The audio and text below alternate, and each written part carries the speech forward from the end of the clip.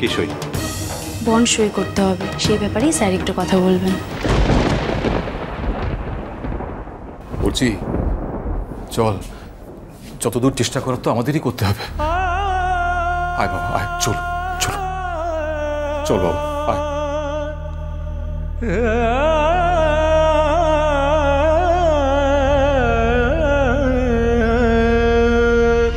দেখুন, কোনো রকম মিথ্যা আশ্বাস আমি আপনাদের দেব না। এমনিতেই পেশেন্টের নানা জায়গায় ইনজুরি রয়েছে, আর তার রীতিমধ্যেই ইন্টারনাল হ্যামারেজ শুরু হয়ে গেছে। আমরা ব্লাড দেওয়া শুরু করেছি, কিন্তু তার যতটা ব্লাড নেওয়ার কথা ততটা ব্লাড টানতে পারছে না। এখন এই পরিস্থিতিতে আমাদের একটা জরুরি অপারেশন করা দরকার, আর বুঝতেই পারছেন যে অপারেশনটা কতটা রিস্কি হবে। এমনিতেই প্রচুর রক্ত শরীর থেকে বেরিয়ে গেছে। এখন পেশেন্টকে ওটির জন্য রেডি করা হচ্ছে। আপনাদের অনুমতি ছাড়া আমরা তো এগোতে পারবো না, তাই এই ফর্মটা আপনাদের ফিল আপ করে দিতে হবে।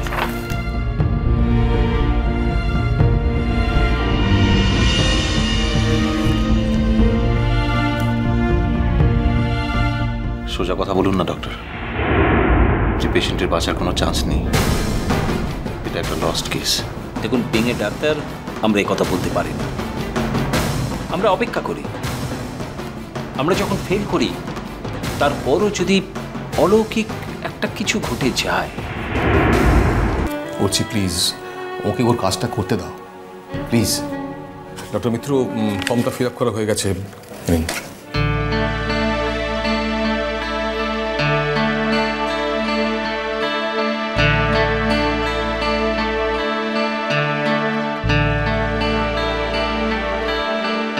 আচ্ছা, আপনি পেশেন্টের কে হন? হাজব্যান্ড। ও, তাহলে সইটা আপনি করুন।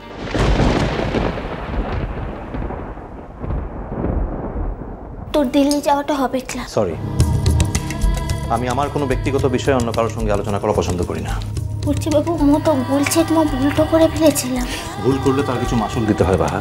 তুই সব কিছু ভুলেটো যেতে পারলি? হ্যাঁ, আমি পেরেছি, কারণ আমি ভুলে যেতে চেয়েছি। মো পারবো ক্লাই, মো তোকে ছাড়া বেঁচে থাকতে পারবো ক্লাই। হচ্ছে বাবু, মো মরেটা যাবো। রুষাকে জব্দ করার জন্য ওই কল্লোল নাকি নাম, ওই ব্যাপারটা কি? আচ্ছা, তুমি কি করে জানলে যে কল্লোল নামে একজনের সঙ্গে চলে গেছিল?